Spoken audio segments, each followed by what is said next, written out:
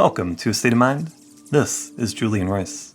I am recording this on February 25th, and a lot has been happening in my life recently, a lot to be grateful for. I am recording this from my home instead of from my office like I usually do. Those on YouTube may notice. But I just got back from a trip seeing some family in the Florida Keys, and I got to attend an arts and music festival called The Love Burn, just outside Miami, where I gave a talk. And my talk was on psychedelic assisted therapy and healing trauma and meditation and the teachings of Buddhism. And I got a lot of good feedback on it. I do have a recording of it, but I haven't decided yet if I will publish that or if I will refine the talk and record it with better quality and share it that way. But bringing together and developing this intersection of these, ancient Buddhist teachings, these wisdom traditions, meditation, and our own Western psychological systems, and the ways that psychedelic medicine can be used to facilitate deep, profound healing and even awakening. This is all a real passion of mine, and I'm really excited to be working in this field. And all of this relates to the subject of today's conversation.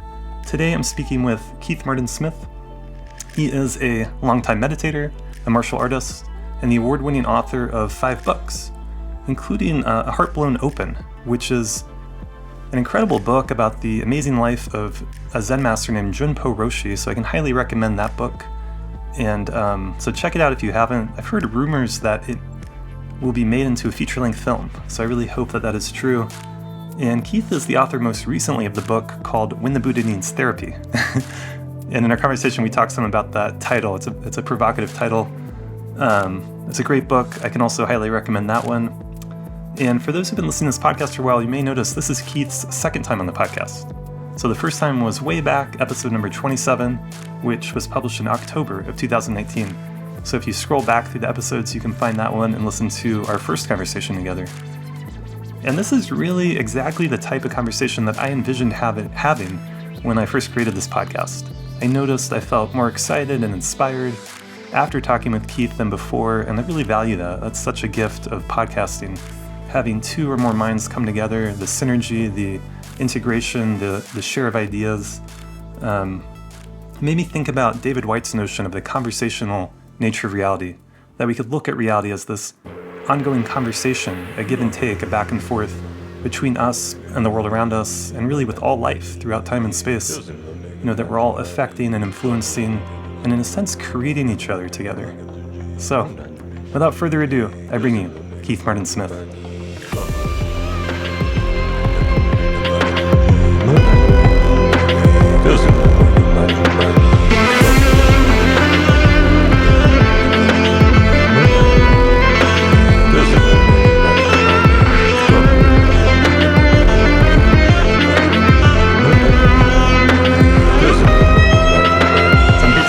Martin Smith, thanks for coming back on the podcast. Yeah, it's good to be back. Yeah. It's been a little while. It's been a little while. Yeah. So I think it was pre-pandemic, Yep. actually. Yeah. Mm-hmm. And so in that time, obviously lots happened. And in your life, you've just come out with this new book, which is called When the Buddha Needs Therapy. And I love the title. It took me a little while to get to the title, but yeah. Oh, did it? Yeah. Yeah. And you are, obviously, people can listen to the first podcast, but a longtime meditator, student of Zen, an author, writer. Anything else you want to say to kind of introduce yourself? Sure, yeah. I mean, this is my 5th book, and I've been studying in Zen and Vajrayana for about 25 years. Oh. And then I've been doing Chinese martial arts and Qigong for 30 years. Oh, that's right. Yeah. So I have a really big embodiment practice. And then I would say that I have a real passion and interest in both trauma work and attachment theory, and have done a lot of work on myself for those 2 things, which I'm sure we'll talk about today, and have really done a lot of research on those 2 topics. That's beautiful. And are those more recent interests of yours, topics to delve into? Yeah. I think trauma work going back to about 2016, and attachment work going back to maybe 2018 or 2019. So relatively recent compared to the other fields. Good. Yeah. It seems like, I guess I have a similar progression in my life, like getting really interested in meditation and Buddhism at an early age, and then more drawn to therapy, psychology, healing as I got older. In that, that dynamic play between them, it's such a rich topic. It's a huge part of my life. So I appreciated your work, your book. We can delve into some of the perspectives. But it's, I I think in the world of Buddhism, of meditation, of spirituality in general, this is just a huge thing of like, how does psychological healing and growth relate to traditional spirituality, meditative paths, things like awakening or enlightenment, or something like Zen Buddhism. And I think so I think we can get into that, but it's just different perspectives, different ways to grapple with that. Totally. Yeah. And I think, it'd be interesting to talk too about the sort of historical perspective of it. Yeah. Because for a lot of these cultures, Japan, Tibet, ancient China, it seems pretty obvious that they didn't have a lot of the psychodynamic issues that we've created in the modern era that lead to attachment disorders and lead to trauma. So they didn't need the technology, the modern 20th century technology of psychotherapy, which was, of course, created in the West. That's an interesting point. So I kind of just, in my mind, I just hold all these questions and kind of wonder, and I don't know the answers, obviously, but yeah, how much of our modern psychological issues are from the modern contemporary world, and how much of them have kind of always been there and were addressed or not addressed by the traditions in different ways. And like, for example, it's easy, I think, for modern people to kind of look at, if someone's in a monastery their whole life, it's easy for them to meditate, and it's easy for them to become enlightened. And are they missing out on development that happens when you have a family and kid and careers and all that? Yeah, the householder path. Yeah. Of course, you could argue the opposite too. So it's actually an ancient kind of debate and thing in some ways. But yeah, I have a friend who is an expert in attachment theory, and his perspective is similar to what you just shared, that in traditional Tibetan culture, the majority of people were raised securely attached. And so it wasn't the issue that we have. And I don't know if that's true. It seems like that's what people think. It seems true, like just the traditional, more indigenous societies, the way from birth, early childhood, becoming an adult was a more integrated, held process. Right. Yeah, and I think in that, in pre-modern societies, the family unit was set up in a way it was multi-generational. Typically, the women would be at home caring for the children around the clock. The men would be working, some version of work. But the idea is the child was never really left alone. They were swaddled, they were held close, they were always surrounded by people who loved them. There was no such thing as, au pairs or babysitters or going off to kindergarten. Daycares. Kindergarten at such a young age. Yeah. And we have to do it. Obviously, there's, of course, no judgment there. But, I do think it does help facilitate the crisis of attachment that we have. I think you're right. I think it's not the way we evolved and were raised for tens of thousands of years to go off to kindergarten. Right. And that age seems like it keeps getting pushed earlier. It's like, used to be 5 years old, right, or 6, you go to kindergarten, and now it's like 3 years old, you're getting piano lessons or something, or whatever they're doing. Like the lessons, the training, and the helicopter parents, and the push to train your kids as hard as possible so they can succeed better. It's huge cost, I think, at such a young age. Well, and what happens, and I think part of the problem, what we're dancing around here too, is when you get on a contemplative spiritual path and you begin to disidentify with the self in the process of meditation, as you deepen your practice and you become less and less attached to different ego structures that you've developed over a lifetime. The trouble when you have, like I have had, attachment disorders is that meditation can't see those things. Meditation can't transform those things as long as they're unconscious. And your practice will always be limited if on a fundamental, deep, unconscious level, you don't feel safe. So if you don't feel safe and it's not conscious, you will be limited in how stably and how far you can actually awaken. Because no matter how deep a kensho or how deep a spiritual experience may be, it can't be held in the body-mind because it's going right up against this unconscious knowing that you're not safe in the world, which is the antithesis of the awakening process, which is you are completely safe in the world because you are the world. Right? Beautiful, yeah. Yeah, it's interesting. So it's kind of ironic that in the modern world, something like safety on fundamental levels is so threatened, or is so. I mean, because we live in such a peaceful, prosperous society in so many ways, and yet on deeper, less conscious levels, we don't feel safe. We don't feel secure. We don't know if, for example, we were just talking about housing before we started recording. If you don't own a house, or are you going to be able to pay rent, or are you going to feed yourself? Yeah. And it's like it's partly capitalism. It's this competitive environment that we grow up in and that we push ourselves, and that we have created a world or a society where it takes this constant effort to kind of keep running, to keep up with everything. That kind of feeling, I think, versus a meditative path of like allowing everything to be as it is, that deep rest and that deep insight that can happen through the clarity of letting everything be as it is. It's not going to be very conducive to a startup company or something, right? Or trying to take over the world with your company. Well, right. And it's, for me, it's always that both and too, where, I think there is a bit of a misnomer with the idea that as one awakens, they sort of sit around and contemplate their navel all day long. I've had the luxury of working with a number of really deeply realized teachers, and they're very funny, they're highly charismatic. Their personalities are fuller and more expressed than most people by the very fact that they're not as identified with those personality structures. So they're freer to be themselves. That's beautiful. And they're freer to have things like ambition and things like that, or to build a company, because what they're not is they're not attached. And I think that's one of the really big misconceptions that blocks people's awakening is they future cast out and think, they have a kensho, or they have a deep spiritual experience that's beyond self, but the self falls away. And then the first thing that happens as the self comes back online is it says, oh shit, what if I don't? Does this mean I don't pay my taxes? What about my kids? What about my wife? Oh my God, I've spent so much time. And it's an anxiety response, future casting that, oh my God, am I just going to sit around and stare at the wall all day long? Right. And I've had those deep experiences where I've been completely beyond self for months at a time. And you do everything that you would do in every given day. You show up at your job, you're very present with your partner. You go out, have a beer with your friends on weekends. But you find that you just simply, you do things without any sense of needing to do anything.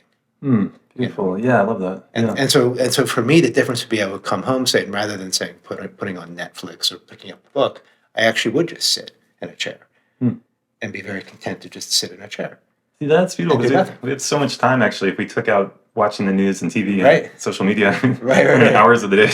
Right. I read some meme that really made me laugh the other day, but someone posted, I'm counting not taking my phone into the bathroom as meditation time now. Yeah, there you go. It's better than something. Yeah. Talk about anxiety. Like, there's this separation anxiety from our phones now. Oh, for sure. Can I go into the bathroom without my phone? There's some anxiety there. Right, I know. And you can feel it too. Like, I'll walk out, and it's always curious to me. Like, I'll walk out without my phone, and it's like you really do feel like I feel like I'll feel a real anxious rush in my body. It's like, wow, it's fascinating. Yeah, like I'm anxious because I don't have my phone on me.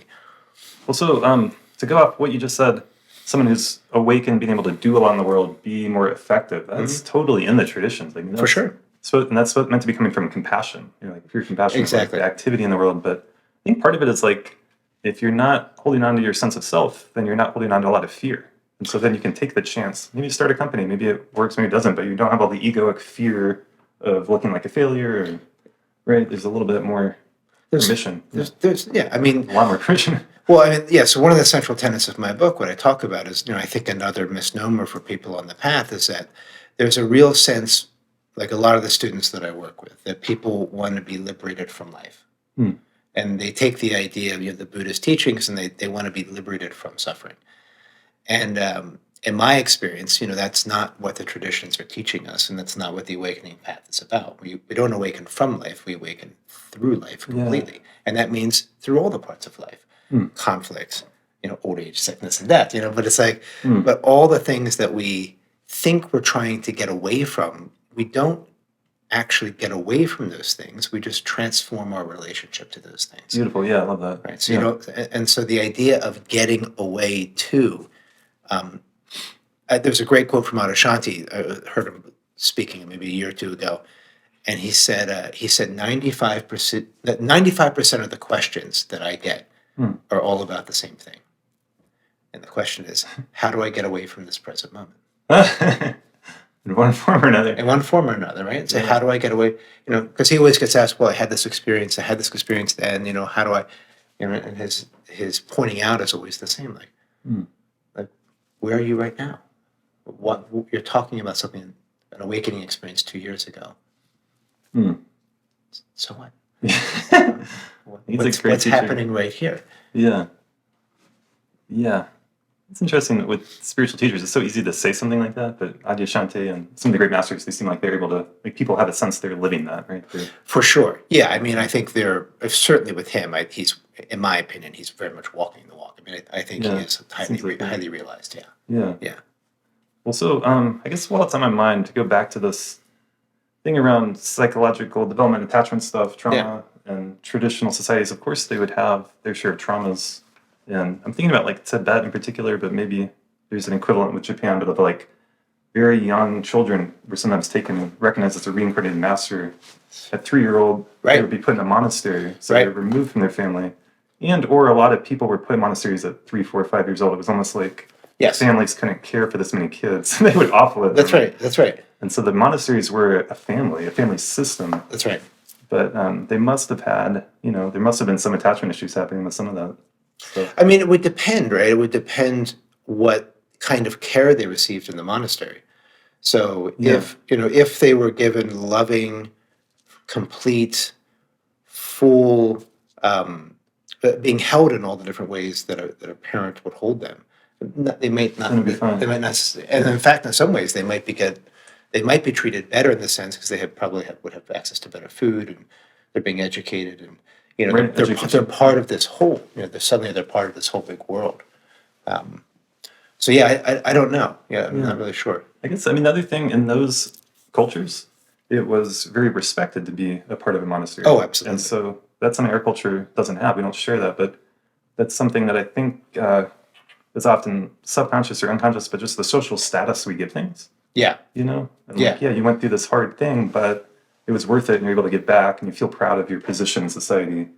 In our society, it tends to all be about how much money you're making, right? Well, totally. I know a woman. She's an author as well. She lives here in Boulder, but she has done 3-year retreats in the Vajrayana tradition. That's amazing. And wow is the appropriate response, right? But it's 10 years basically retreat. But most people, right? To your point, most people, if you said that, they would kind of go, huh? Right, totally. Like, what does that even mean, and why? What are you getting away from? Can't you make it in the real world? And even for her, despite her realization and the discipline for that, she's struggled with a lot of regret because she basically said, I spent a decade of my life when I could have been learning more skills and how to better function and how to actually make money in this world. Yeah. And I spent that. And now I'm playing catch up. Yeah. Right? Because we don't live in a culture where it's like, oh, we value people that spent that kind of time, and so when they come out, there's a path for them because culture like the Tibetans or the Japanese or so many other places. If you go in the monastic path, there is a way for you to be fed and to have a vocation and to be teaching, and all those things were built into the process. Whereas Westerners, if you do a 3-year retreat or you do a 3-month retreat or you do whatever, even within the traditions themselves, there is often not a path to help you integrate that into a fully capitalistic society. So you kind of get screwed. Yeah. I think you're saying something really important. I've touched on it in the podcast before, but I've talked to someone who did a 3-year retreat, and this was a long time ago, but that they went into retreat, or it's really like 3 years, 3 months, 3 weeks, or whatever. They came out and like the iPhone had been invented. They're like, what is this? So they're talking about that, regret or feeling behind. And I felt that in my life because I didn't do a 3-year retreat, but I put a lot of time into going on retreats or studying Buddhism. Going to school for it, all this stuff. Can have that kind of sense. And I think it's a really important thing. And I think our society is growing and evolving, but there's some people that feel called to, to use the word like shaman, a shamanic path, a healing path, or explore consciousness, explore meditation, explore spirituality, however you want to think about it, however you want to define those terms. It's clear that some percentage of people are really drawn to that. It's very important to them. It becomes perhaps the most important thing in their life, and yet our society tends to look down upon it, poo-poo it in a way that any other pre-modern society didn't. There was always a place for that. A necessity and Yeah. a deep respect for it. Yeah. I mean, monasteries were really held sacred in both Judeo-Christian culture and in Right. So, or the shaman or the healer or whatever. There's always that role. Deeply valued. Yeah. I think the good news is we are, as we move into 2023 here, I think we are living in a time where, with the incredible innovations that are happening around psilocybin, MDA, ketamine, and other therapies like that, ayahuasca, that's the one I was missing. Yeah. I think there is, even in the mainstream, there's an opening awareness that these sort of more quasi-shamanistic paths where people are doing a kind of visioning and a kind of journeying.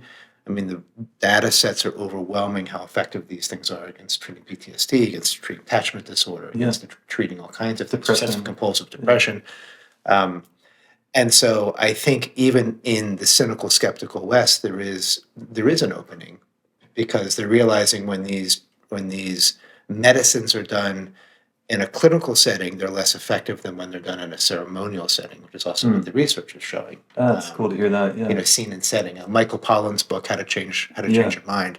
Great book. They talked about, when they did psilocybin journeys with people, did research, and they did them in like a lab kind of a setting. Fluorescent lighting. People had terrible experiences, of course, And so then they would build a room like this. They would build a little like a den. That would be in a research hospital that was like, had a record player and posters and a fish tank.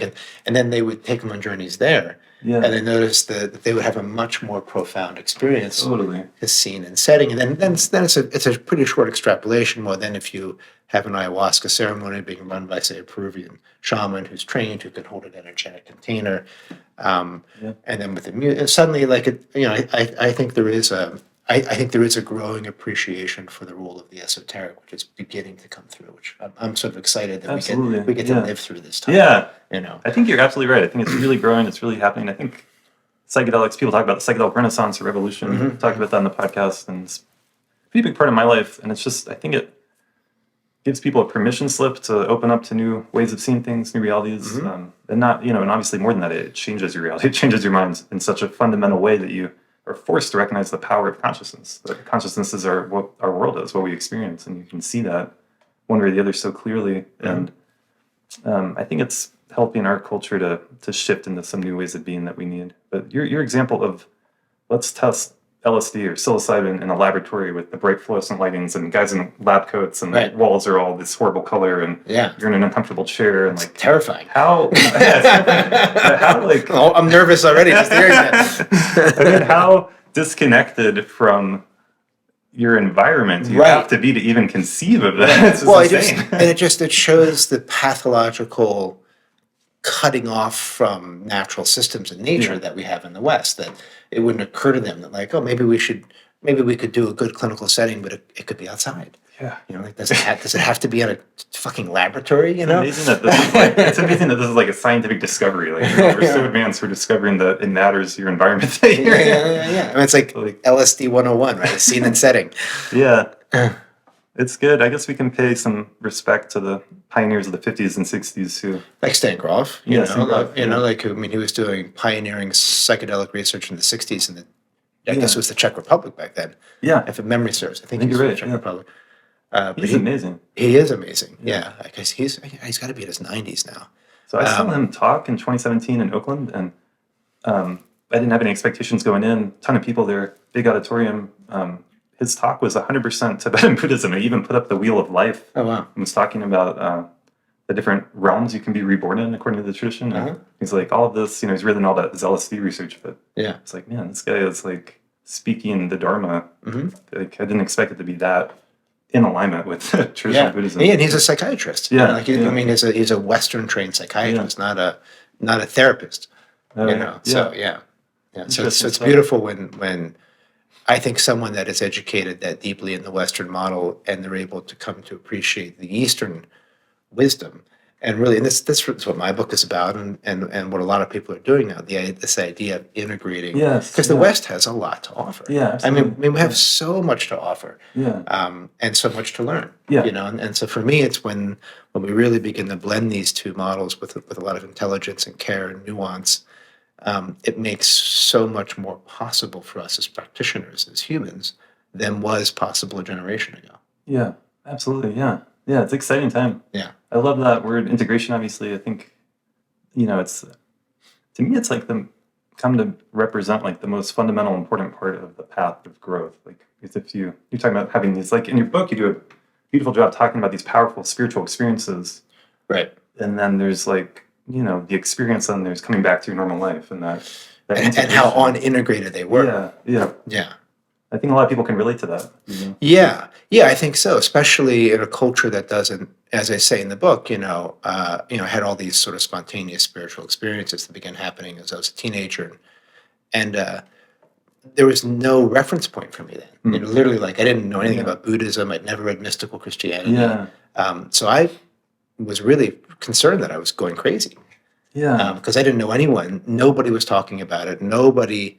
And then it was only when I got a little further into my 20s that I realized that by reading Ken Wilber that like, oh, there's a whole world of people that have had these experiences and they've written about them, and there's practices, this thing called Buddhism, and it was like, and I suddenly went from just being really afraid and alone to realizing that I was really gifted in some ways, these experiences, because it put me on the path before I knew there was a path. Yeah. And then so when I learned there were practices and trainings and methodologies to begin training the mind, it was really beautiful to be able to have a way to sort of begin to discipline the wild awakening things that were happening to me spontaneously and very disruptively. Yeah. I was going to say, that was a part of the book that's stuck out to me, but to be able to make sense of our life and tell a coherent story that we understand that makes sense, and experiences like that can be so disruptive that we have this concept of spiritual emergency, where some people are ending up in like a psych ward. Stan Groff again. Stan Groff. Yeah. And Christina Groff. Yeah. Yeah.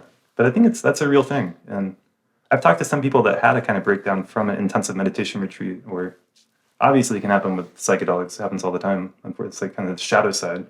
Someone has no idea what they're getting into. It's a bad setting. It's a chaotic party, or their girlfriend broke up with them, or they're, and they can have a kind of breakdown. And it's tricky, right? Because so I would argue that meditation and hallucinogenics work the same way on the brain, the physical brain. If you meditate long enough, you do a Zen retreat or Vajrayana retreat or Vipassana retreat, where you're meditating all day long every day for days on end.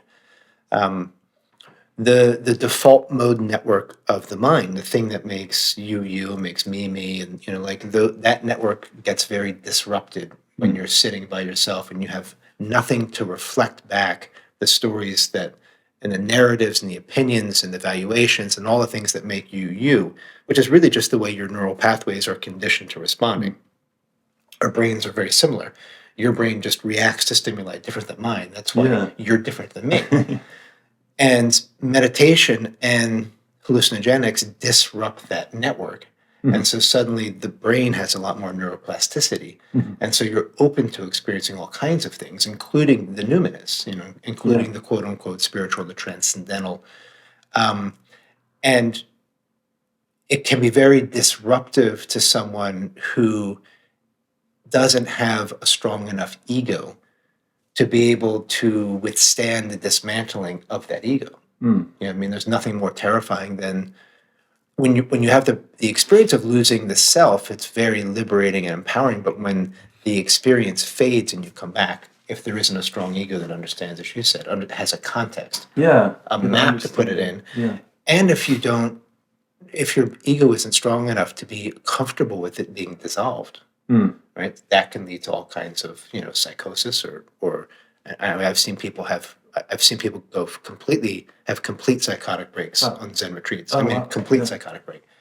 And I've seen a lot of people have less disruptive experiences, but highly traumatic emotional experiences when they're sitting in stillness for so long, because what comes up is all the things that you haven't looked at. Yeah. which a lot of times for us in the West can be our trauma. Yeah, Right? exactly. So Yeah, sitting well quietly said. and all of a sudden, boom, Yeah, I feel profoundly unsafe. yeah. I think that's a really important point. I think honestly it's good for people to be aware of all this stuff going into an intensive meditation retreat. And a lot of people aren't, frankly. I mean, and I think there's more and more. There's a great talk with Gabor Mate, Oh, okay. Realm of the Hungry Ghosts. Yeah. You know, he's a Yeah, brilliant, that's brilliant medical doctor, great author, and he was sitting and talking with Adyashanti. They had like an hour-long interview. I think Gabor was actually interviewing Adyashanti, but they really were just talking. Yeah. Kind of like you and I are talking. And Gabor really sort of took Adyashanti to task a little bit for saying that, you've been leading all these meditation retreats all these years, and I imagine that there's a lot of times that people go into a deeply traumatic response. And Adyashanti essentially said, "You're right. It has happened. My only excuse is I didn't know anything about trauma. Wow. Like I'm completely ignorant about trauma. So I didn't have a map as a teacher that I could orient any people that were struggling except for contemplative Zen map, right? Which is useless if you're having a traumatic response. You need Western psychotherapy, right? So this is exactly what we're talking about here. So even Adyashanti, with all the teaching and all of his wisdom, he is still in the process of learning in his own retreats. Oh, I should probably have someone on staff who can be useful if someone has some sort of a psychodynamic reaction that's outside of the purview of Zen. Yeah. Or awakening. I couldn't agree more. And if I had heard this 15, 20 years ago, I probably wouldn't have agreed. But now I'm like, yeah, that's actually true. Well, back in the day, like my teacher, Junpo, he really, I mean, he tried to do a lot of integrative psychotherapeutic work, but he did hold the idea that, and I fundamentally disagree with this. Yeah. He held the idea that awakening is awakening. And if you fully awaken, you fully awaken. There are no shadows. Right? The mind is fully illuminated. Yeah. And what I always said to him is, I think that's a good theory. That's sort of like what all the spiritual texts promise. Yeah. But I said, have you met anybody that's fully awakened? He said, no. And the trouble is that's always the case. None of us have met someone, none of us, that's so awakened that they don't have any shadows. And what I would maintain is that the awakening process can only awaken what is already in consciousness itself. So you can't awaken a shadow, no matter how awake you become, because it's in shadow. And I mean in shadow, not kind of in shadow, the things that I actually can't see, like the things I can't see at all that are unconscious. I can't awaken what's unconscious by definition. Now, once it becomes conscious, then you can use the contemplative practices to then illuminate and transform, transmutate, and release those things. And I think that's part of what explains why so many deeply awakened teachers have gotten into trouble doing really stupid things. Why are you fucking your students? Why do you have weird power issues? And these sort of things that you hear about these teachers. Well, how do you explain that? And people that are skeptical of contemplative practices and spirituality will say, well, because they're frauds, because the whole game is a fraud. And it's always about power, and that's not true. I don't think at all. But it is true that they're human beings, and they awakened much of their consciousness, but they didn't awaken their shadows, and so they still have behavior that's deeply problematic. Yeah. No, I feel really excited talking to you, because this is the kind of thing that I'll debate in my mind or think about, and then it's so cool to be able to have a podcast and really go into it. But this thing you just said about your teacher Jinpo Roshi, awakening is awakening, right? And if you look, because I got a master's in Buddhist studies, I spent time with the traditional texts and these amazing, beautiful teachings, and they do say, that's what they say. Awakening is awakening. The Buddha is fully awakened. There's no shadow for the Buddha. What are you talking about? And so the Buddha doesn't need therapy. What are you talking about? Right. No, I know. Right. Yeah, I got some grief around the title because this very idea. How dare you? Yeah, of course the Buddha needs fucking therapy. And of course he does. Well, I think he was a little bit, he was a little bit repressed, I would say. Would you really want to hang out with? Do you want to have a beer with the Buddha? It probably wasn't any fun. Yeah, it's very cut and dry. But I wonder, something that popped out when you're speaking is the difference between theory and reality. And Yeah. maybe the theory is perfect, like in a sense, like that's true theoretically. But have you ever met anyone who actually was there? And Well, to me, it's an archetype. It's an archetype. Right. So are archetypes true? Well, that's an interesting sort of whole side discussion, right? Archetypes are archetypes. They're not the divine masculine, the divine feminine, like a vision, right? The hermit, the rebel, all these things. Like they're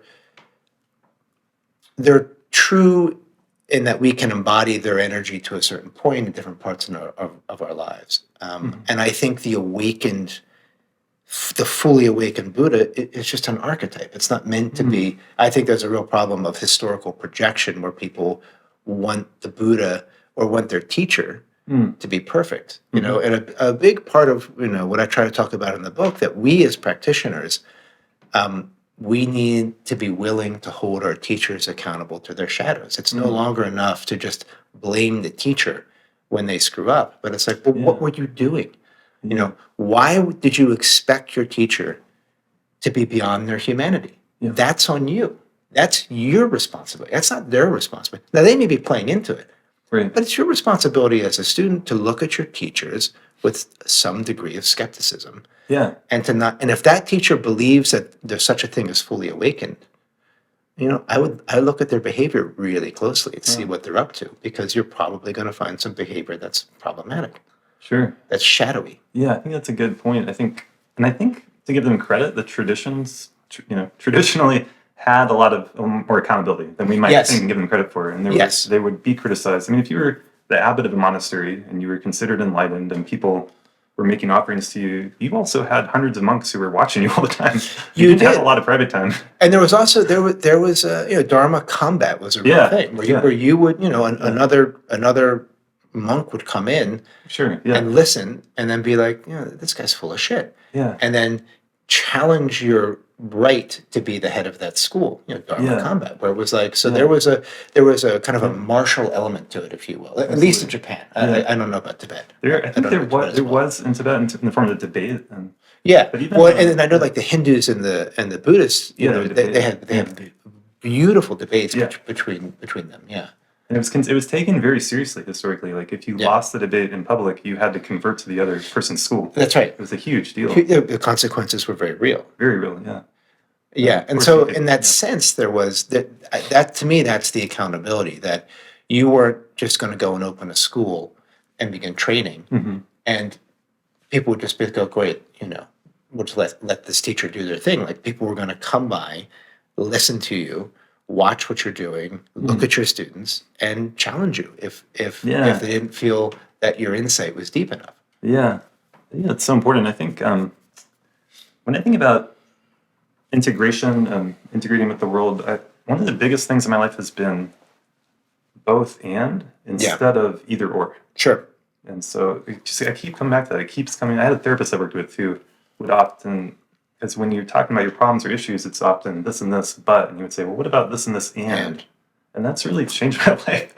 And so like, maybe awakening is real and there's all the human elements and the students need to take some responsibility because like what you're saying, there needs to be the accountability, there needs to be a dialogue. It's where, And there is, yes, and I think both end is a great way to look at it. And I want to be clear too that I do both of my own experience, and I'm working with, like I said, with a lot of teachers.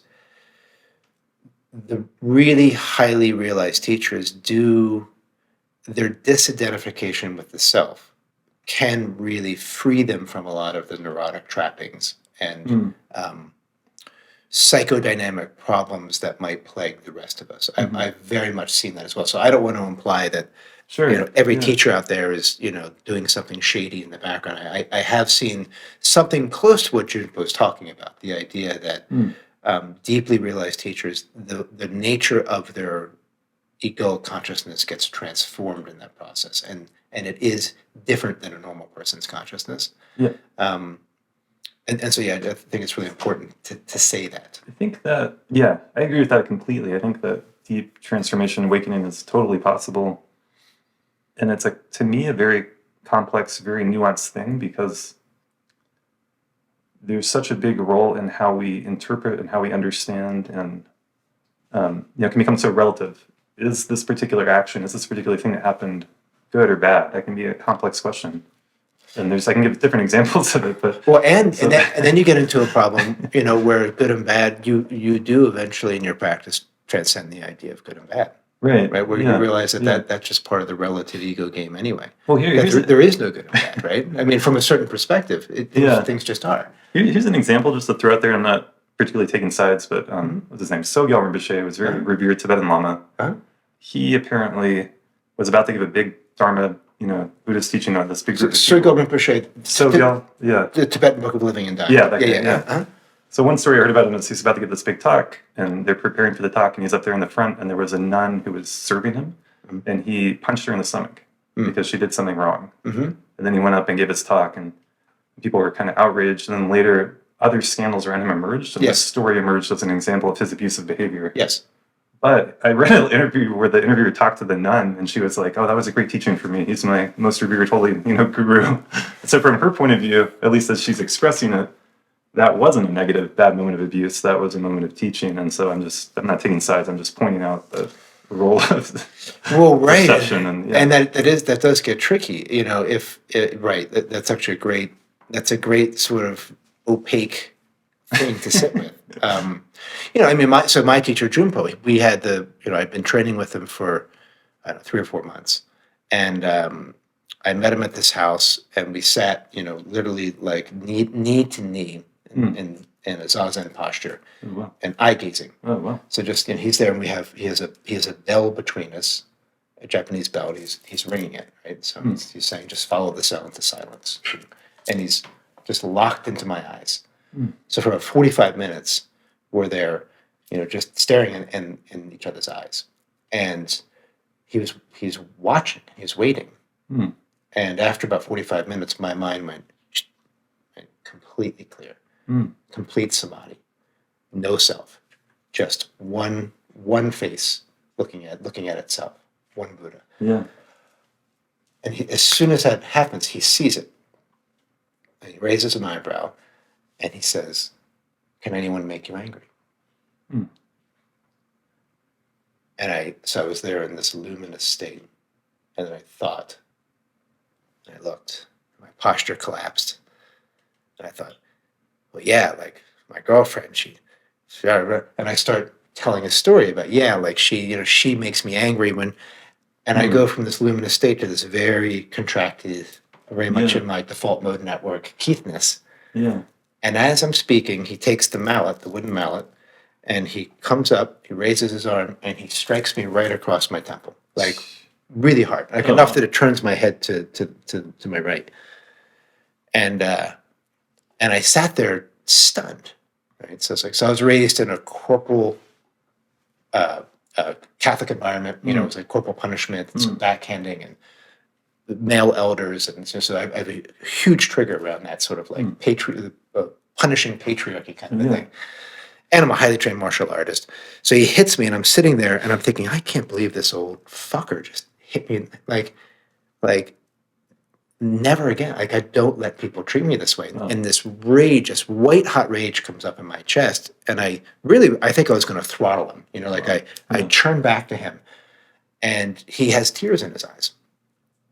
And he leans in. He leans really in close to my face, and he says, "Brother, this is life and death.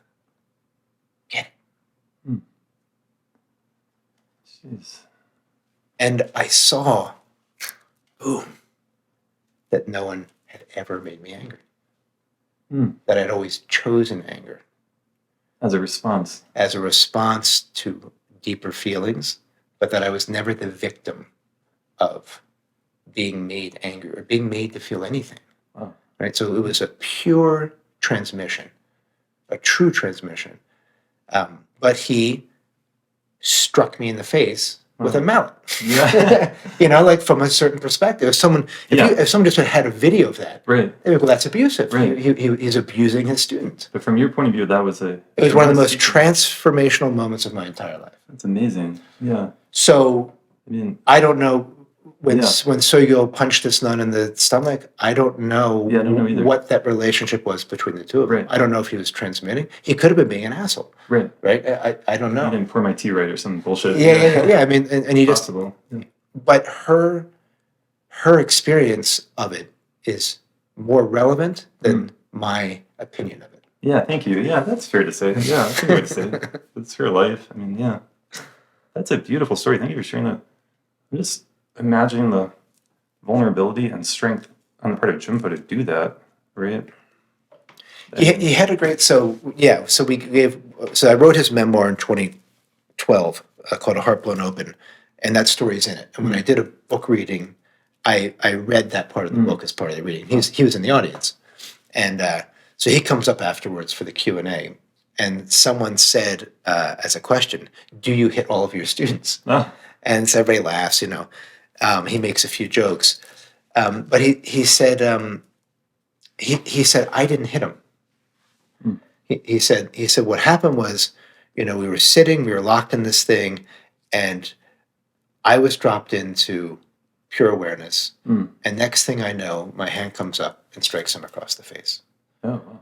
And he said, then I think, oh shit, I just hit a fully trained martial artist, a tournament fighter. And he's getting really pissed off. I can see it. And he said, so my only choice was to just completely drop in. Just drop everything and be pure presence itself. So when I turned back to him, I was just met by presence. Right? So there's the tears communicated that. And the tears were just his. I mean, he loved me, and it was like the what was heartbreaking to him was that I was living my life believing that people could make me angry. So I'd love to ask you more about that. It's a big part of the book. I think you do a good job writing about it, but again, that's going to be confusing to a lot of people to hear that. Yeah. How would it be helpful to go into, do you think? Well, you have the chapter called "There are no victims in Zen," right? No victims in Zen. No one can make you angry. So again, we come back to that both and, because in the book you have the both and. It's very much a both and. Yeah. So in our culture, there's a lot, especially with identity politics and ideas around systemic racism, and we're talking about trauma stuff and attachment stuff.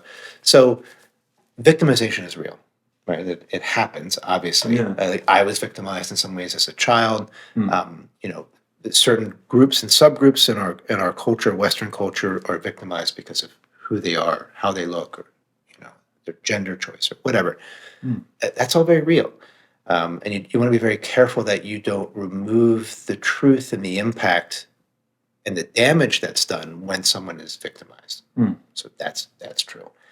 And it's also true that at some point you have to let go of your identity as a victim if you ever want to be free from it. And the example I used in the book was that if you went to a coach and the coach worked with you for 2 years and all the coach ever told you was, it's not your fault that you're not successful. It's not your fault that you're not making money. It's the patriarchy, it's your mom, Right. it's your color. And if that was what the Genetics. coach told you for 2 years and you're paying them, well, that would be a pretty frustrating experience because all they will be doing will be validating the fact that you're a disempowered victim. And so you can't get any traction in life. So at some point you have to say, I was victimized, and I'm going to choose now to disidentify with the victim to find the power inside of that, and to be able to move forward as a more autonomous agent. And so the way I like to describe it is that in my own life, what happened to me, the abuse and the traumas that happened to me in my childhood, they weren't my fault. Obviously. Right. Obviously, they're not my fault. That's an important point, that it's easy to know that conceptually, but to really feel it emotionally and in a fully integrated way, like we're talking about, like that's a lot of therapies. And for me, it's not my fault means that sometimes when I'm reactive in a relationship, that's not your fault either. I realize, oh, that's not my fault. That's what got put into me. Yeah. But it is 100% my responsibility. Yes. It's not culture's responsibility. It's not the government's responsibility. It's not my mother's responsibility. It is my responsibility and my responsibility alone. And I have to choose to take responsibility for what wasn't my fault in order to heal myself and to make sure that I don't continue to inflict damage on the relationships that I'm in due to my trauma. And then perpetuate this victim cycle where that I make a victim of other people to me, just the way I was made a victim. And eventually I got to the realization in my own life and my own practice, had an insight really that, that it wasn't the fault of my mother either. Yeah. Who's sometimes my abuser, but it wasn't her fault. Yeah. She was never able to take responsibility, but what she did to me got put into her. It's not her fault. So this idea that no one can make me angry, right? So this is one of Jim Po's teachings, but the idea is that if we're sitting here having a conversation and you say something and I say, well, Julian really just fucking pissed me off with what he said, it's that makes me a victim of you. Right. As opposed to, oh, you said something and there's impact over here. And there's a lot coming up and there's angers wanting to come up at you. But really, can we talk about the impact? I feel really insulted by what you just said to me. So I'm really angry at you. You're owning your experience. You're naming it. And anger can be like this. I could be like, hey, brother, like I'm really angry at you. I'm really angry at you right now. Can we talk about that? There's no reason. It doesn't have to be all the noise. You're not acting it out, right? Because you're owning the experience. Because you actually can't make me angry. I'm choosing anger on some level. Choosing it. Because I could say, my example is that if you cross a homeless person with, who's mentally ill in the street, and they say something to you, and you go, they're really insulting to you, and you go, oh gosh, this poor person, Right. And you go about your business. And then you go home and your partner says the exact same thing in the exact same way. And you go, oh my God, fuck you. I can't believe you said that. Like, it's unbelievable that you, how dare you, and what's changed? All that's changed is your relationship to the words. You took some of them in and made yourself a victim of them, as opposed to saying, honey, you're saying those things. That's actually quite hurtful. Can we talk about, can we talk about this? Yeah, with the homeless person, it's just dismissive. It's just noise. Just noise, yeah. And don't take it seriously. And you don't let it get in. Right. Does that make sense? That's making sense. The way you're talking about is good. I think to be able to have your emotions, feel them, not blame other people for them. So you can, like you're saying, you can feel the anger. I'm feeling angry, but you're not acting it out. You're not suppressing it. You're not going into victim mode, but I think the most important thing with anger is not denying it, right? Not repressing it. Yeah, not repressing it. Yeah, it's really important that you are able to feel, because really, in my experience, what anger really, and its pure form is just simply clarity. So there's a sense of, okay, so if we slow this down, right, it's like, one of the benefits of meditation, when you meditate for a long time, is what seems like instantaneous internal processes become much slower in your subjective experience. You can see the parts of them. Right. So if I say, well, sometimes I just fly into a rage, right? It's like, okay, so you spend some time, maybe some years on a meditation cushion. You learn how to train your mind so that you can actually, from a place of awareness, watch the ego process come into formation. And when you have that capacity, what you can see really clearly is that before I'm able to get angry at someone, I have to feel care first. Caring has to arise out of emptiness. So you say something to me, and I feel care of like, oh, that's hurtful, or I care about that thing. You can't get angry if you don't care. Yeah. It is actually impossible. No one has ever gotten angry in the history of humanity if they didn't care about something. It's a good point, yeah. So what arises first? When you slow the mind down, what you feel in your direct experiences, you feel care arise. Yeah. And then usually after the care, you feel some version of fear. And then anger arises in reaction to care and fear. Yeah. And then, but because most people haven't trained their minds, and because the process happens so quickly, they don't perceive the care and the fear arising. All they experience consciously is anger. Yeah. Therefore, you made me angry. It'd be more accurate to say, you really made me realize how much I care about this thing. Yeah. That's actually a truer statement. It's more true. Yeah. A good example, I think you gave this example in your book, but I use it with people I work with a lot, is like someone cuts you off in traffic. So like you're driving alone. I mean, for some reason in our society or modern world, that's just such an instant anger. For a lot of people, because it's nothing but a pure projection. It's that fucking asshole over there. Right. Whereas if you were sitting across from quote unquote that fucking asshole in a bar, you immediately would have a sense of their humanity. Right. Unless you were a psychopath, you wouldn't start screaming and yelling at them at the top of your lungs. The car like cuts off the sense of humanity. Yeah, there's just someone in a metal box you can hardly see. A robot or something. Right. Yeah, I know. I've worked with a lot of students who struggle with road rage, and it's and it's that same thing of like, what's really going on here? What do you care about that's violated here? Yeah. Something about home. It's like my autonomy. It's they're not respecting me, my safety, right? It's like, well, great. Well, if you're in touch with that, the explosive violence doesn't come out then. Yeah. So actually on this subject, if I'm honest, I have some issues around that. Like I'll get really angry driving, and I remember pretty clearly I didn't used to be that way in my 20s when I was more meditating, more honestly, and more focused on that. And so I think with personal development, I hope, things can go in a good direction, but they can also go in the other direction sometimes. And so for me, the road ragey thing, not that I'm like super road rage, but that I'm having that unnecessary anger and like getting pissed off. And it's like, if I'm rushing. Yeah. And then there's a traffic thing or someone cuts me off. But if I am leaving and giving myself enough time, I can be more relaxed. So that's been a piece of it for me. It's a big piece of it into it. And I think like in some of the mind trainings I've done, this is more of a Vajrayana training, but every time that you feel a strong emotion, you can access its polar opposite. So for instance, if someone cuts me off and I feel this like rage, what I'm saying is that because care is actually under it, you can run a polarity through where you can actually feel deep empathy and caring, which is the antithesis of it.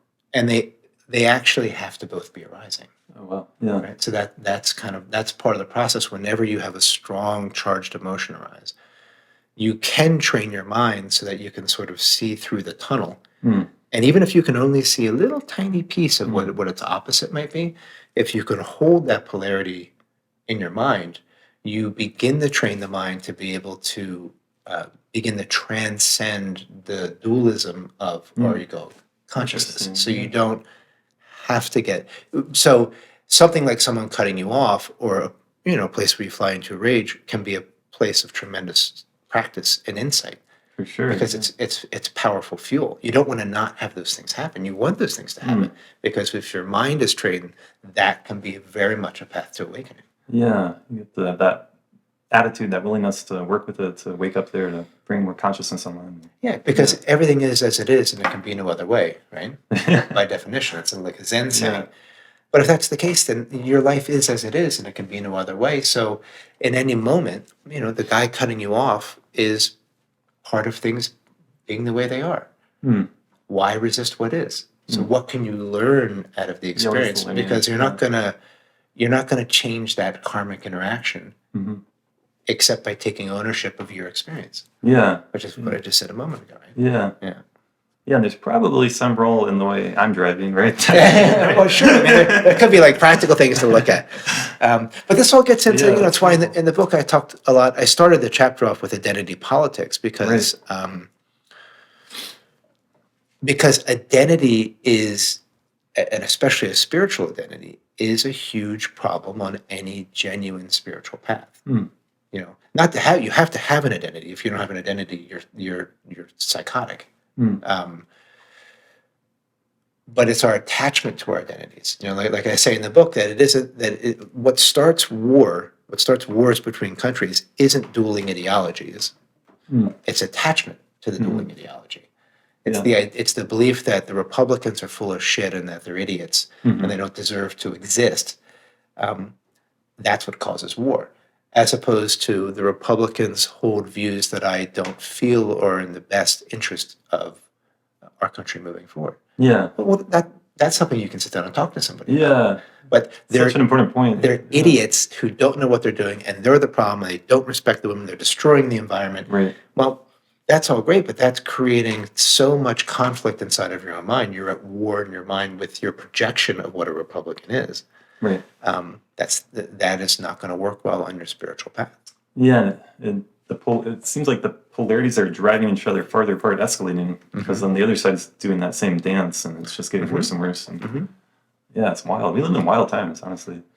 I mean, I think it's always been wild times. You know what I mean? I think that's part of the karma of a human existence. I mean, I think about, imagine it being our age and like it being 1955 and like having lived through 2 world wars. Right, and the threat of nuclear holocaust. Yeah, I mean, that's fucking crazy. I think about, having gone through a world war and then what is it?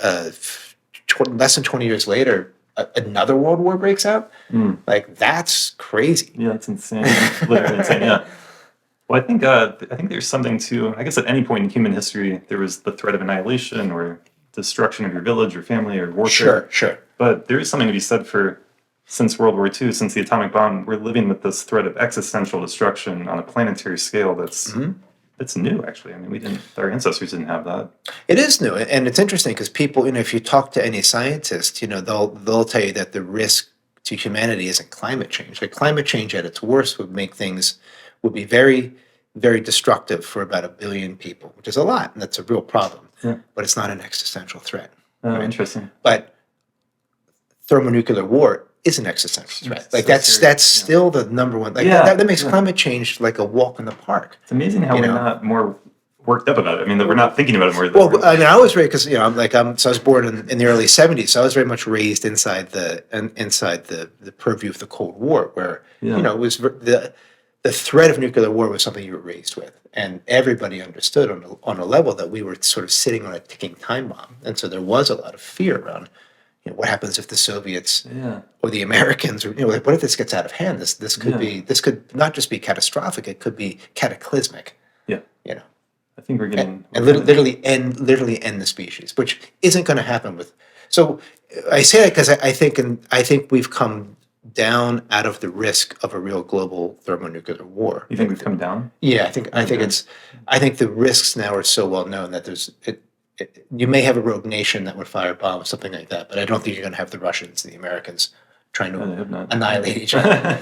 And so the problems that we face now, global climate change is a huge problem, but it is something that's fixable, which thermonuclear war isn't fixable. Once the button's that's right. Yeah, that's it. It's done. So in a sense, in this both and model and this idea, we're so programmed not to believe that progress is happening in our generation, that we live in the worst of all possible times. Right.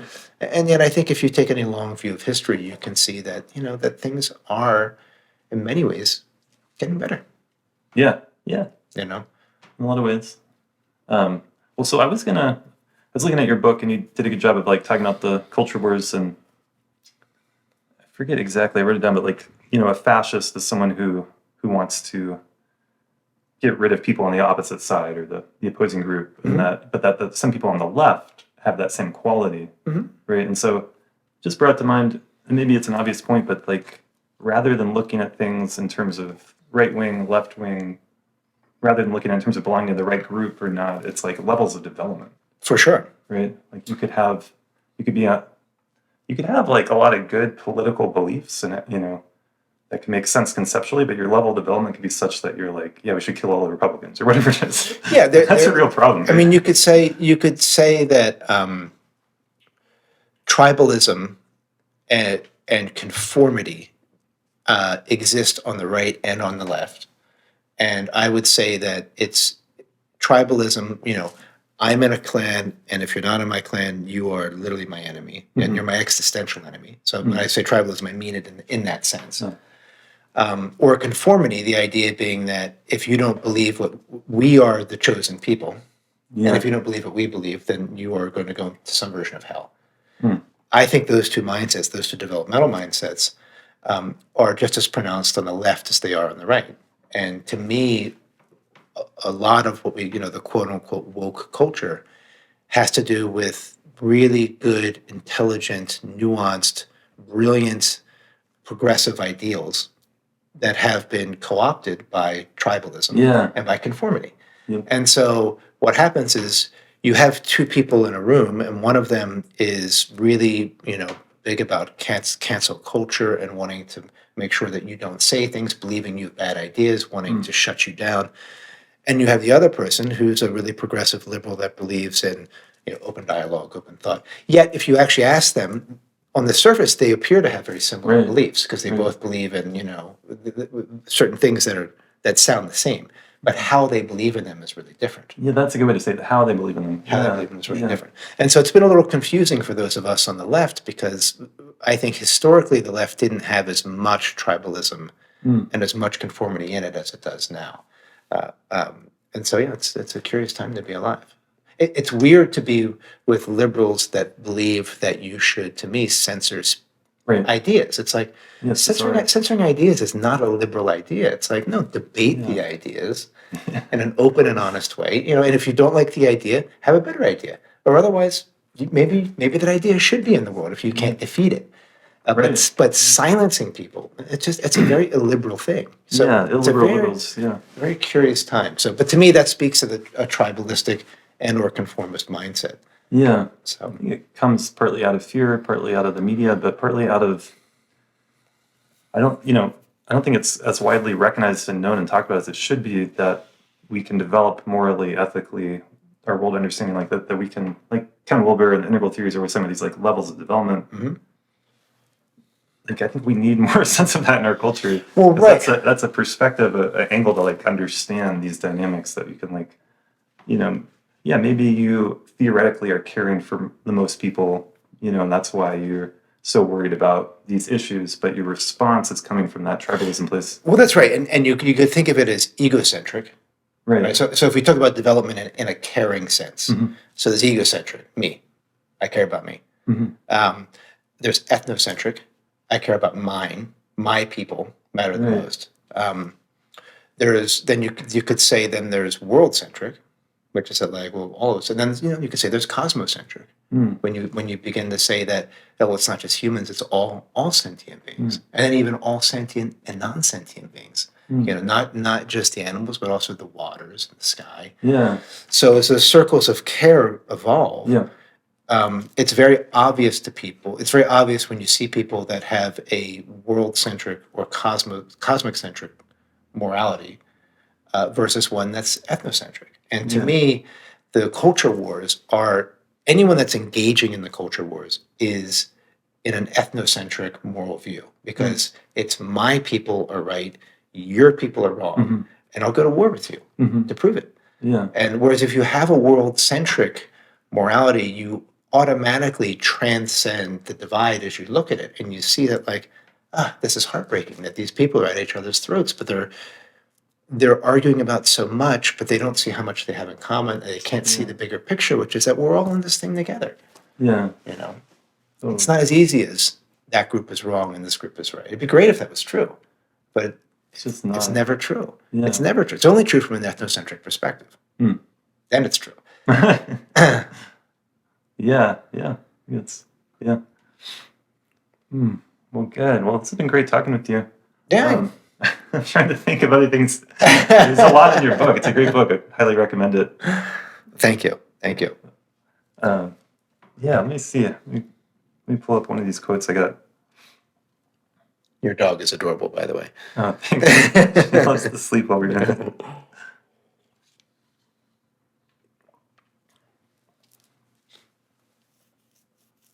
I guess, here's a quote from the book. In the integrated view, the truth of the meditative mind is present, but so is the truth of vulnerability, care, and fear.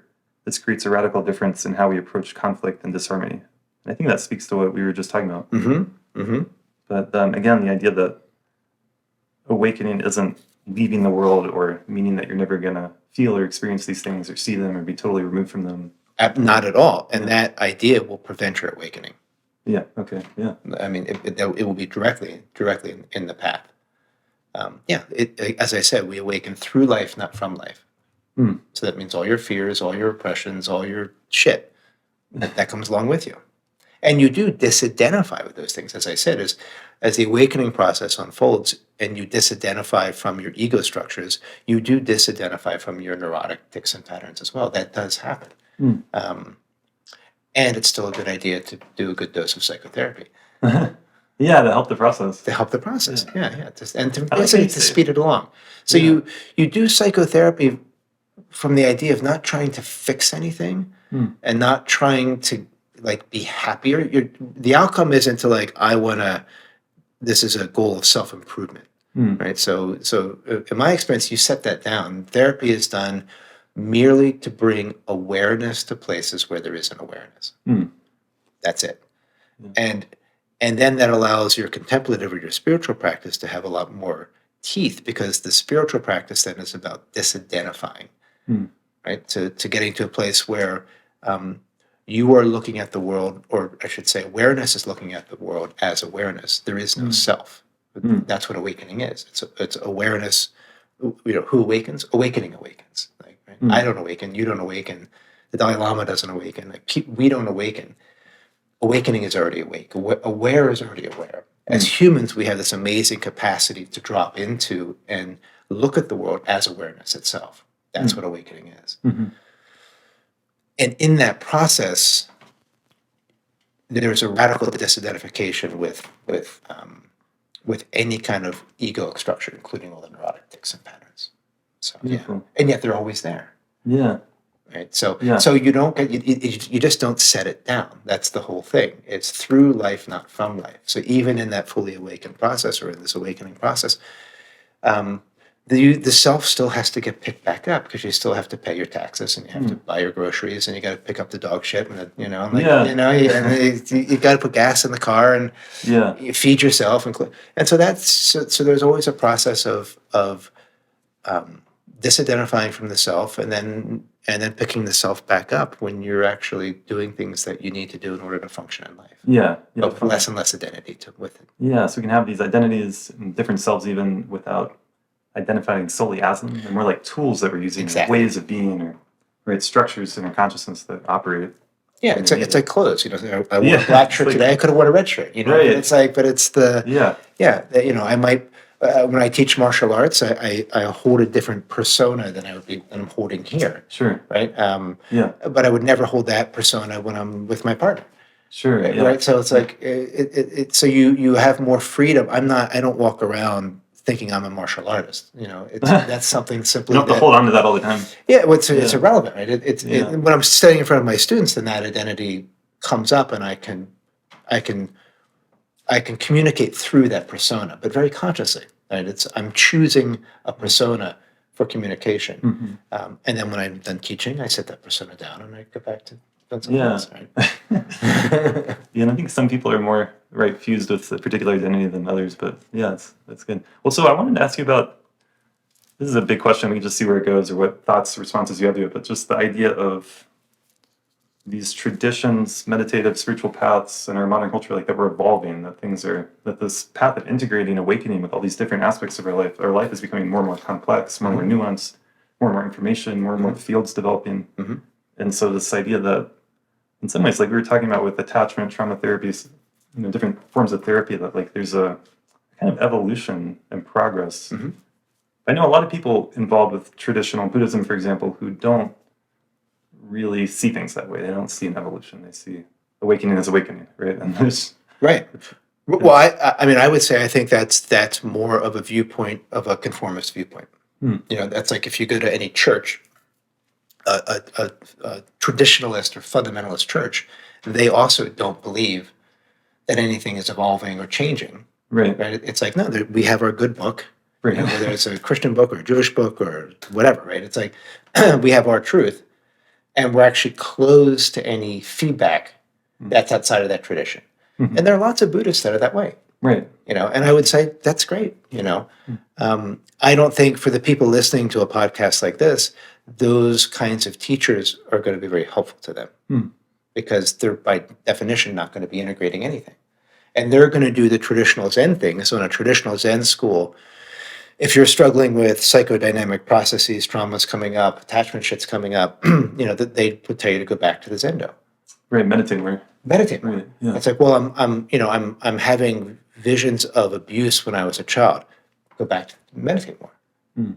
You're not that. Just disidentify, go back. And you could argue that traditionally that had a lot of value before we understood psychotherapy. Mm. But in today's world, that's very destructive. And what it teaches is teaches you a rigidity and a repressiveness, which is one of the shadows of Zen, right? So Zen has a shadow. It's just don't feel it. You know, just like if anger comes up, well, what you do is you just repress the shit out of it. It's like the opposite of therapy. Yeah, you know, for sure. Yeah. So it's like, because it's not very Zen-like, because you're identified with what Zen-like should be. Yeah. And so you repress anything that doesn't fit that mold. And you can still, I mean, I think you can attain a fairly sophisticated depth of spiritual insight, even if you're doing that. Yeah. The trouble is you're going to be pretty rigid and calcified under any of those life circumstances where this trigger arises. So you're going to, you know, like certain things, and I've seen this with Zen students, you know, they just avoid things that trigger them. That's what I was going to say, yeah, avoidance. Yeah. So you could set your life up so you're not really in a relationship, you're not really working, if you had the privilege to do that. Or you just go to a monastery, right? Right. And you don't have to deal with your parents or your siblings or your spouse or your dog or anything, right? You just, yeah, so I think I totally respect a more ascetic or monastic path for those who are really called. That's their genuine path. Yeah, for sure. I also really respect what I think we're talking about, which is being fully engaged in the world and integrating as much wisdom and compassion as we can with the different areas we choose to engage in. Like, absolutely. I'm going to make music. Well, let me be as awake as I can while I'm making music. For sure. Right? Or whatever it is. And I think, like, the monastic path. So I had the honor of going and sitting with and meeting Father Thomas Keating, who's was a Trappist monk. Did he die? Yeah, he died a few years ago, maybe five years ago. But he was out in Snowmass, Colorado, so a couple hours from here. And when I was going to be ordained as a Zen priest, I realized, you know, having been raised Catholic in this sort of corporal punishment, closed-minded, very traditionalist, very conformist culture, and I was very angry still at my Catholic upbringing. I had a lot of hatred towards the church, contempt for those that were quote unquote dumb enough, you know, to choose those paths. And I realized that there was a lot of problems internally with me, with how I was holding it. And so I wrote Father Thomas Keating a letter and sent him Junpo's biography, and just said I'm coming down, and I would like to speak to him about the fact that I was getting ordained and had, you know, some stuff to process through with my background. And I got there, and those monks met me as an equal, and it was just incredible. They welcomed me in. I was able to go to their morning prayers, which I shouldn't have been able to go to because I'm a Catholic in bad standing, because I stopped taking the Eucharist a long time ago. But I took the Eucharist with them. Oh, interesting. They sang, you know, and I got to meet with Father Thomas Keating. And what I experienced in this monastery, the beauty of the monastic path, is that all these men did was train. And so the depth of their insight, and it was profound, like to be in that container. And what I experienced for the first time in my life was what Christos really is. These men, they were so in their hearts, their hearts were so aflame with love of God. It was palpable. It came through their words, it came through their eyes, it certainly came through their actions. And I realized that, oh, this is what the core of Christianity is. This is the precious gem that's at the center of Christianity, not all of this dogmatic bullshit that I was taught from people that were so far removed from that experience of God in their own heart that they wouldn't know that if it was, you know, they had no sense of that. For me, when I'm saying all that, because I want to, two things. One, I want to point out that I think any contemplative in any tradition has a lot to teach us as householders, because their lives are about deepening their insight. They will likely have more to teach us about the depth of insight that we may not have. Absolutely. Because that's all they do. Totally fair, yeah. And their path isn't integration, and it shouldn't be integration, right? If you're living in a monastery, you don't necessarily need to be good with your parents. It might not really matter. And so, I want to be careful, because it sounds like what we were saying earlier, that we were sort of dismissing it. I want to be really clear that I deeply value it. And there's a role for that. and there's a need for it. And a And need we for should it. always honor the people that are willing to spend their lives in contemplation, because I believe also from like a morphogenetic field or human field that they are helping to lift all of us through their practice. Yeah, I mean, I believe really that. believe that. Yeah. So, and I think anytime any of us go on retreat or any of us are willing to sit on the cushion for any length of time, we're not just doing it for ourselves. We are doing it for everybody. It's helping.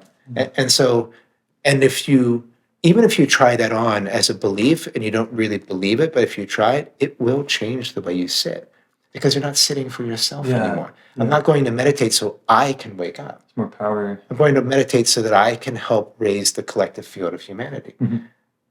And for me, sitting as an act of service is a lot easier than sitting for me wanting to get something out of it. Yeah, totally. A little paradoxical, but yeah, I believe that. Well, thanks for sharing that. I wish more people in the world, I wish I could have this experience more often, but I wish that more people could have the experience you just described of connecting with people who are deeply contemplative, who are devoting their life to that kind of training and can actually feel that goodness, that love, that compassion. I felt that more from some Buddhist teachers. I don't think I have felt it as much with Christianity. I haven't sought it out as much, but for sure, I believe that it's there. But it's like to be in that field where you're like, oh, there's something here that they have achieved that, it's worth it. You can feel it. Yeah. There's I mean, in my experience, there's a fundamental goodness that you get in touch with as your insights deepen. So that there is a goodness that comes through you that is undeniable. And it makes acting selfishly much more difficult. Not because you should, not because it's good or bad. This is completely beyond morality. You do what's right because it's coming through your heart and through your actions in a way that is that has nothing to do with what you believe or think you should be doing. It's just right action is spontaneous, obvious, and if there was a valuation, it would be that it's simply more interesting than acting selfishly.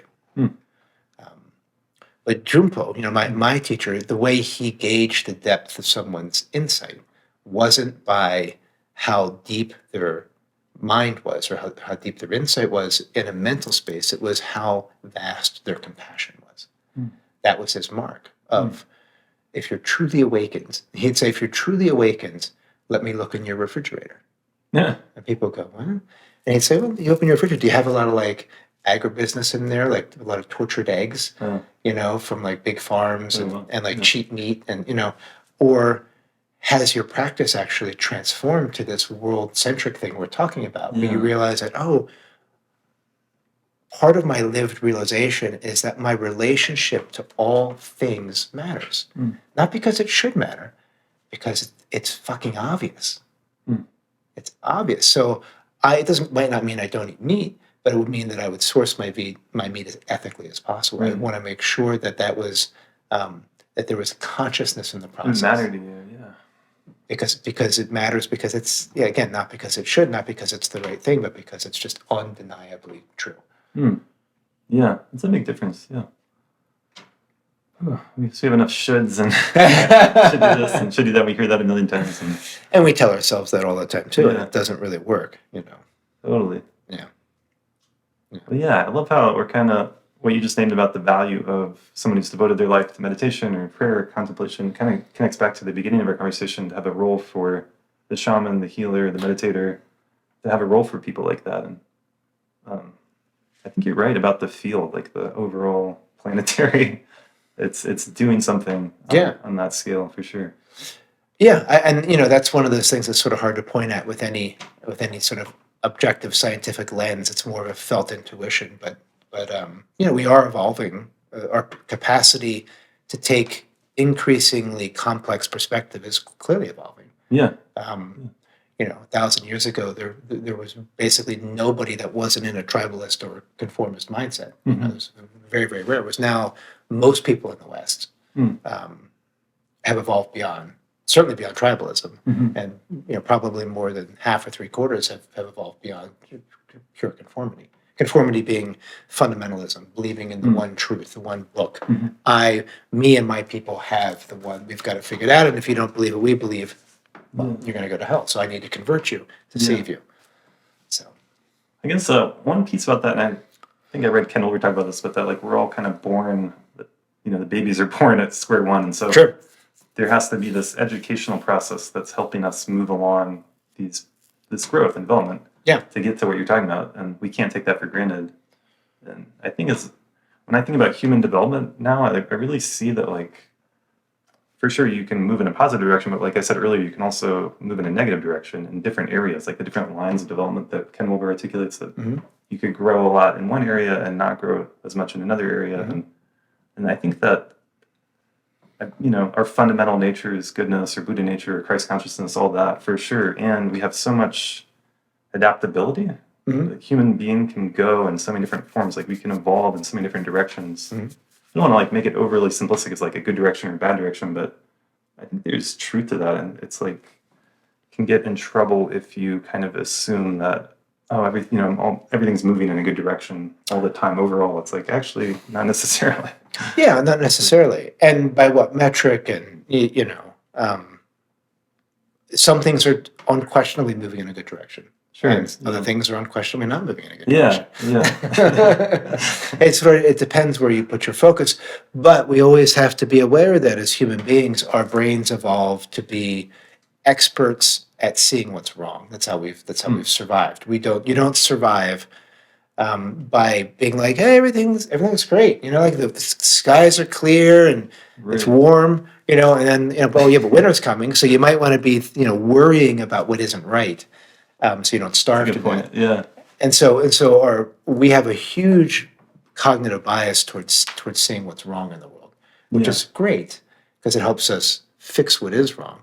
But it can also make it really hard for us to look at the world and actually appreciate the things that are good. And appreciation and gratitude, to me, are just so absolutely indispensable on a spiritual path that, I think a good practice would be to write down 1,000 things you're grateful for. Wow. So you can train your mind to actually, look at this. We're sitting in a heated building. We have electricity over our heads. We have this amazing technology. There's water that comes out of a thing right behind me here. If I have to go to the bathroom, it's right down the hall. I've got warm clothes on. I have an automobile. I've got teachers, friends. I'm healthy. Live in this amazing place of Boulder. It's an exciting time to be alive. Your dog is adorable. There's so many things to be grateful for. It's literally, you could get to 1,000 like this. Why would you want to do that? Well, because we are fully conditioned beings, humans. And so I talked before about the default mode network and how it's the patterns of thinking that makes you and makes me. And if you're not aware of the way that you think about things, the way you think about things and the way that you feel about things is you conditioning yourself every day, just like a Pavlovian dog. Yeah. Right? There's a stimulus and you condition yourself, and it just feels like you being you. But you condition yourself into all kinds of things that may not be serving you, may not be helping to be with what is. Yeah. Doing a practice like gratitude helps you to retrain the mind. So when you look out at the world, what you see is that imagine if most people in the world walked around being grateful. Yeah. Just think about how profoundly that would change our world. Yeah. Yeah. Change everything. It's hard to imagine there'd be much war.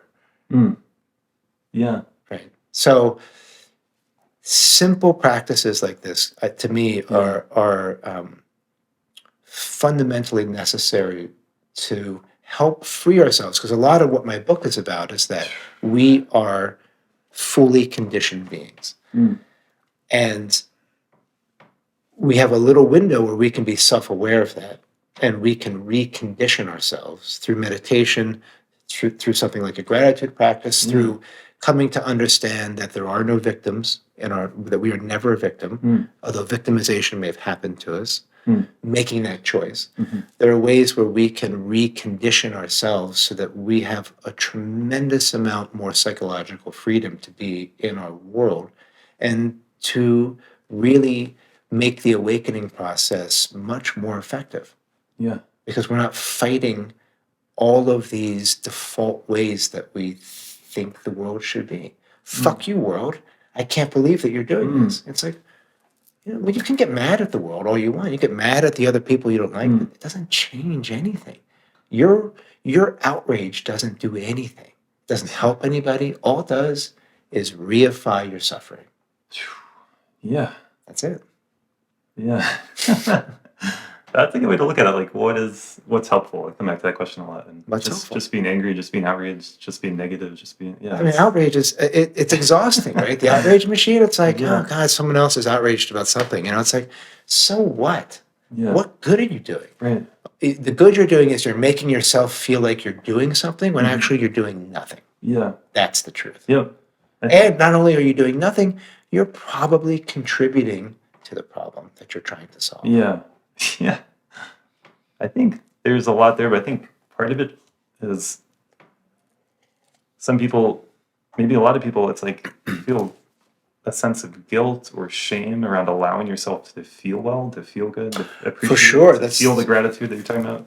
Because there's people will say things like, "Oh, first world problems," right? Which is a way to dismiss what might be a really authentic place that I'm in pain. Yeah, yeah.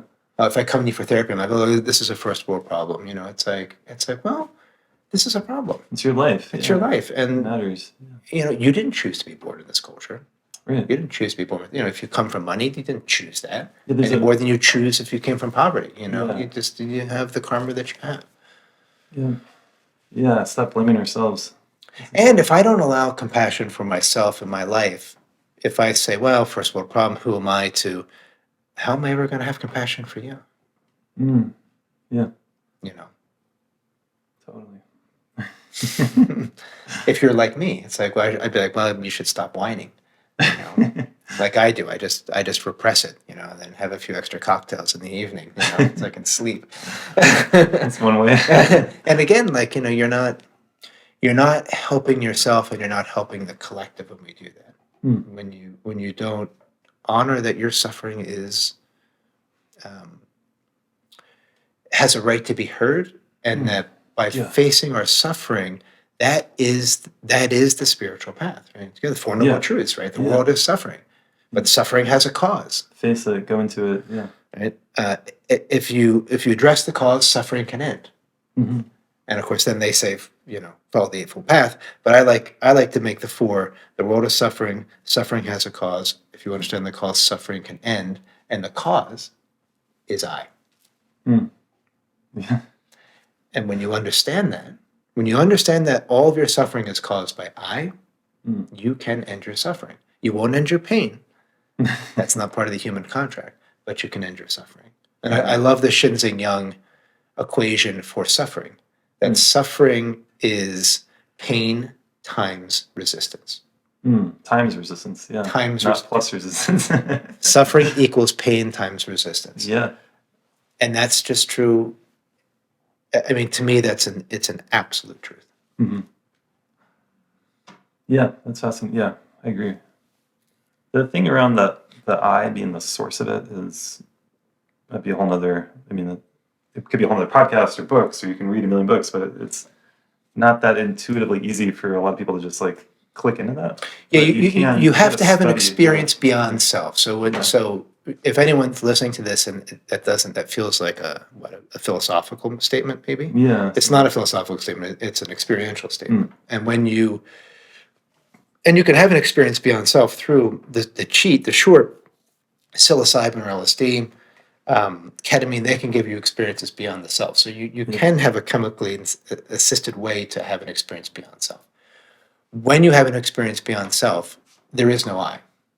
And when you have that experience, you know that what I just said is true. If there's no self, there is no suffering. Always. There may be pain, but there's no suffering. That's all the Buddha promised us. Right? He promised us to be liberated from suffering. He never promised us to be liberated from pain. Yeah, that's a good point. Right? And so suffering is a mindset. Right? This whole idea of evolving to the point in this whole transcendental rainbow body and all this stuff, it's I think it really misses the fundamental point and the fundamental power of Buddhism, which is everything you need to awaken you have right here. Yeah. And we've talked about some of the both and around maybe attachment work and trauma work that might be necessary to help free you up along the path. But it's still everything that you have, everything that you need is right here inside of you. I love that. It's a powerful message. I think I need to hear that. I think we all need to hear that because there's so many books and courses and teachers and trainings or medicine journeys or this or that. And it's like, let's keep coming back to what you just said. Like you have everything you need. It's here. So if I'm a teacher, the idea is I'm a teacher shoulder to shoulder with my students because I have nothing to give them. I have nothing to give them except a perspective. They are the Buddha. They are awakened. Yeah. I know that. They may not know that.